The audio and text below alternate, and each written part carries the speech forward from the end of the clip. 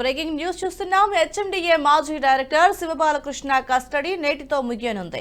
దీంతో శివబాలకృష్ణను మరో 5 రోజులు కస్టడీకి తీసుకోవాలని ఏసీబీ అధికారులు భావిస్తున్నారు.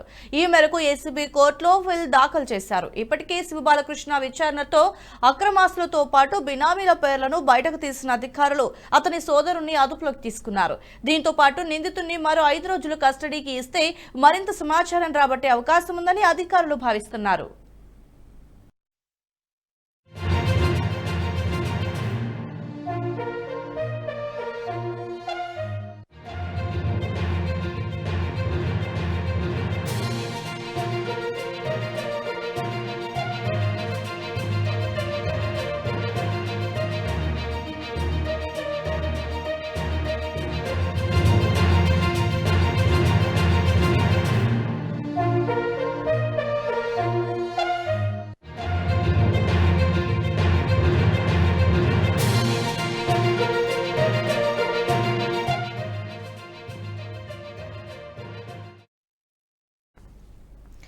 బ్రేకింగ్ న్యూస్ చూస్తున్నాం. హెచ్ఎండిఏ మాజీ డైరెక్టర్ శివబాలకృష్ణ కస్టడీ నేటితో ముగియనుంది.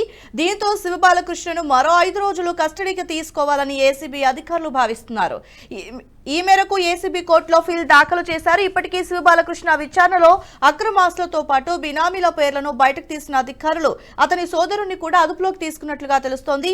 ఇక దీంతో పాటు నిందితుడిని మరో 5 రోజులు కస్టడీకి ఇస్తే మరింత సమాచారం రాబట్టే అవకాశం ఉందని అధికారులు భావిస్తున్నారు. ఇక ఇదే ఇష్యూకి సంబంధించి మరింత సమాచారం మా ఎగ్జిక్యూటివ్ ఎడిటర్ శివప్రసాద్ అందిస్తారు. సార్ చెప్పండి, హెచ్ఎండిఏ మాజీ డైరెక్టర్ శివబాలకృష్ణని ఆల్రెడీ కస్టడీలోకి తీసుకొని విచారిస్తున్నారు. అలాగే వాళ్ళ తమ్ముని కూడా ఇప్పుడు కస్టడీలోకి తీసుకొని విచారిస్తున్నారు తెలుస్తుంది బినామీ పేరుతో ఉన్నందుకు. సో దీనికి సంబంధించిన అప్డేట్ ఏంటి? ఇంకా పుంఖాలుగా అనేక రకాలైనటువంటి అక్రమాలు బయటకు వస్తున్నటువంటి పరిస్థితి. 400 కోట్లుగా ప్రాథమికంగా వాళ్ళు అంచనా వేసినప్పటికీ కూడా ఇంకా భారీ ఎత్తులోనే ఆయన అక్రమాలు ఉన్నాయి అనేది పోలీసులు భావిస్తున్నటువంటి తరుణంలో ఆయన కస్టడీ ముగుస్తుంది. వాళ్ళ నిజానికి ఆయన కస్టడీ మరో 5 రోజులు కొనసాగించాలి. ఆయన విచారణ చేయాల్సి ఉంది. చాలా అంశాలు బయటకు రావాల్సి ఉన్నాయి.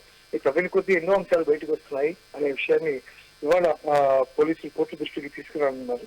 ఈ కోర్టు నిర్ణయం ఎలా ఉంటుంది అనేది చూడాల్సింది. కోర్టు నిర్ణయం ఒకవేళ దానికి అనుకూలంగా వస్తే మరింత సమగ్రమైనటువంటి విచారణ చేసే అవకాశం పోలీస్ డిపార్ట్మెంట్ కి లభిస్తుంది. తద్వారా అతనికి సంబంధించినటువంటి మిగిలిన ఇంకెవరన్నా బినామీలు ఉన్నారా, దీంట్లో ఎవరన్నా ఇంకా పెద్ద యాక్ట్స్ ఏమన్నా తదితర అంశాలన్నీ కూడా వెలుగులోకి వచ్చే అవకాశం ఉంది. ఒక హెచ్ఎండిఏ అధికారిగా మాత్రమే కాక అనేక రకాల పదవులు హోదాలు అనుభవించినటువంటి అతను మినిస్టర్స్ కానీ ఎవరికి సంబంధం లేకుండా కేవలం తనంతా తానే ఇట్లాంటి నిర్ణయాలను తీసుకున్నాడా? లాస్ట్ మూమెంట్ ఎలక్షన్ కోడ్ వస్తుందనగా 2 రోజుల ముందే ఆయనకి రగాలో ఆయనకి పదవి అప్పచెప్పినటువంటి తర్వాత కొన్ని ఇంపార్టెంట్ అనేటువంటి డెసిషన్స్ తీసుకున్నారు. ఆ డెసిషన్స్ మీద కూడా సమగ్రమైనటువంటి విచారణ జరుగుతుంది. భూ కేటాయింపులు కానీ లేకపోతే అక్రమంగా భూములు సంపాదించేటువంటి వ్యవహారం చేసేప్పుడు దానికి సంబంధించి ఇంకా తీవ్రమైనటువంటి విచారణ జరగాల్సినటువంటి పరిస్థితి ఉంది. ఇది ఖచ్చితంగా దీని వెనకాల పెద్ద తరకాయలు ఎవరు ఉండి ఉంటారు అనేటటువంటి భావన పోలీస్ డిపార్ట్మెంట్ లో కూడా ఉంది. కాబట్టి దాని గురించి మరింత విచారణ చేయాల్సినటువంటి అవసరం ఉంది. ఆ మేరకి కస్టడీని పొడిగించవలసిందిగా కోర్టుని ఇవాళ పోలీసు అధికారులు కోర్టులో రాదు. ఈ కోర్టు నిర్ణయం ఎలా ఉంటుందో అనేది చూడవలసి ఉంది. ఓకే సార్, అంటే మరో 5 రోజులు కస్టడీకి ఇస్తే మరింత సమాచారం రాబడతామని అంటున్నారు ఏసీబీ అధికారులు. అంటే మరింత సమాచారాన్ని ఇంకా బయటికి వెలికి తీసే కొద్ది ఇంకా సమాచారం అందే అవకాశం ఏమైనా ఉందంటారా? చాలా అవకాశం ఉంది. నేను చెప్పినట్టుగా అనేక రకాలైనటువంటి అంశాలు దీంట్లో ఉన్నాయి.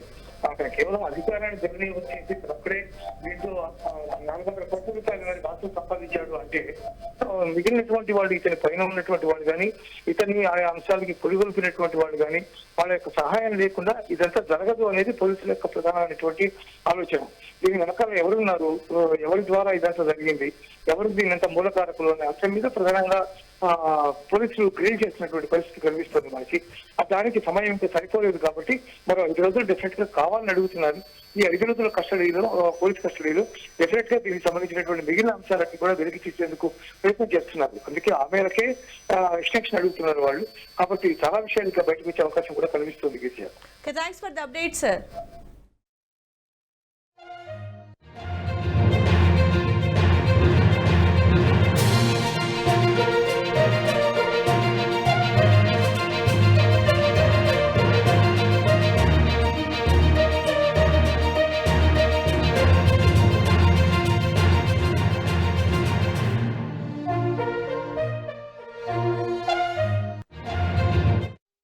ఈ వీడియో మీకు నచ్చినట్టయితే లైక్ చేయండి, 10 మందికి షేర్ చేయండి. అలాగే కామెంట్ల రూపంలో మీ అభిప్రాయాలను మాతో పంచుకోండి. Nationalist hub group of channels ను సబ్స్క్రైబ్ చేసుకుని తెలుగునాట జాతీయవాద జర్నలిజాన్ని ప్రోత్సహించండి. ఈ వీడియో కింద ఉన్న బెల్ ఐకాన్ పై క్లిక్ చేయడం మర్చిపోవద్దు.